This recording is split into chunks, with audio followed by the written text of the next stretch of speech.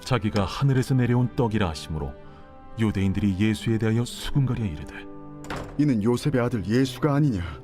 그 부모를 우리가 아는데 자기가 지금 어찌하여 하늘에서 내려왔다 하느냐? 예수께서 대답하여 이르시되 너희는 서로 수군거리지 말라. 나를 보내신 아버지께서 이끌지 아니하시면 아무도 내게 올 수 없으니 오는 그를 내가 마지막 날에 다시 살리리라.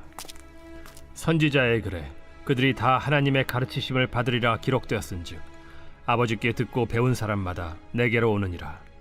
이는 아버지를 본 자가 있다는 것이 아니니라. 오직 하나님에게서 온 자만 아버지를 보았느니라.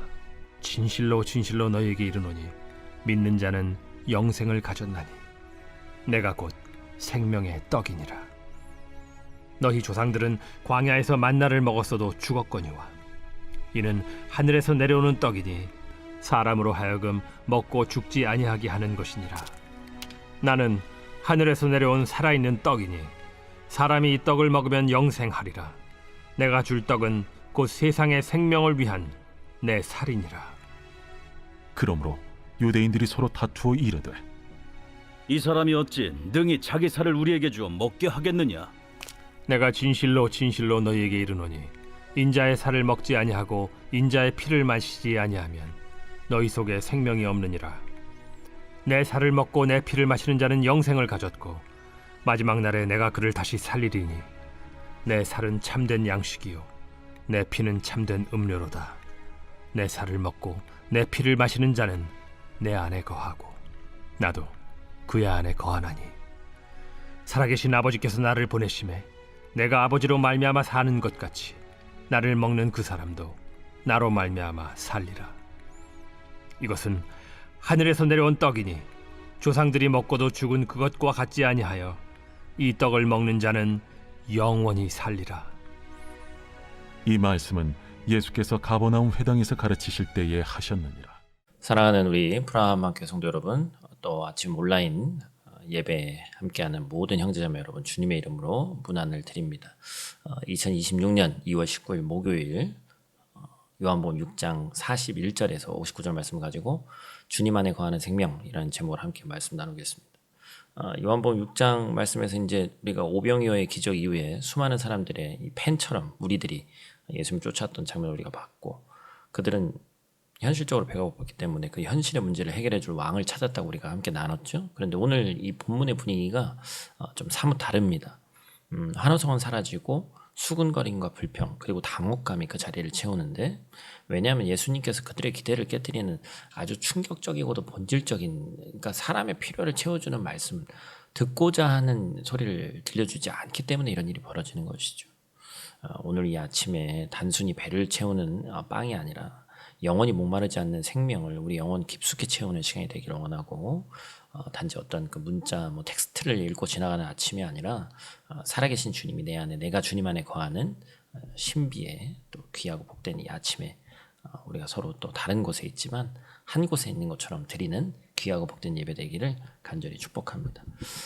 오늘 본 말씀 통해서 우리가 첫 번째로 기억하길 원하는 것은 이끄시는 은혜입니다.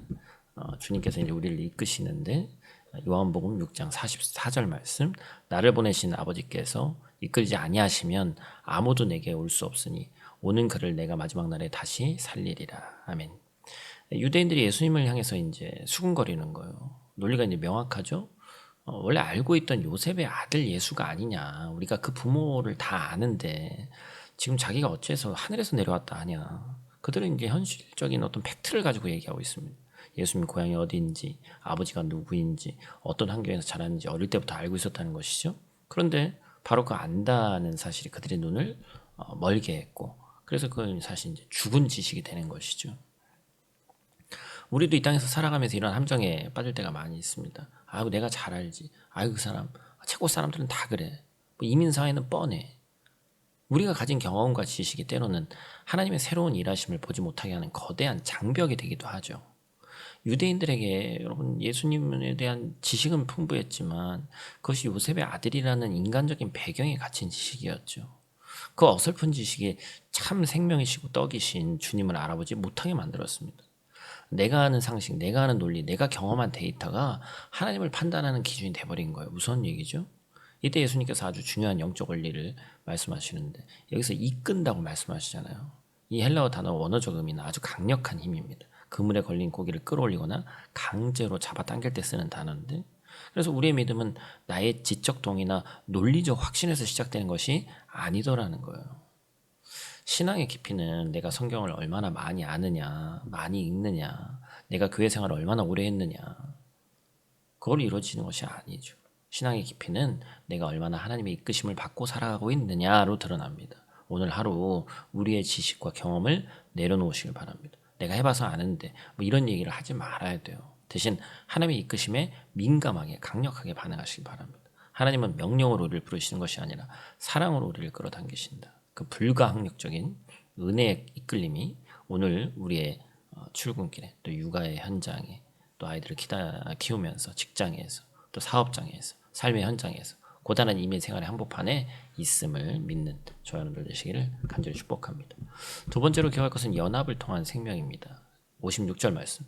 내 살을 먹고 내 피를 마시는 자는 내 안에 거하고 나도 그의 안에 거하나니. 어찌 보면 배경이 없으면 너무나도 무서운 말씀을 하시죠.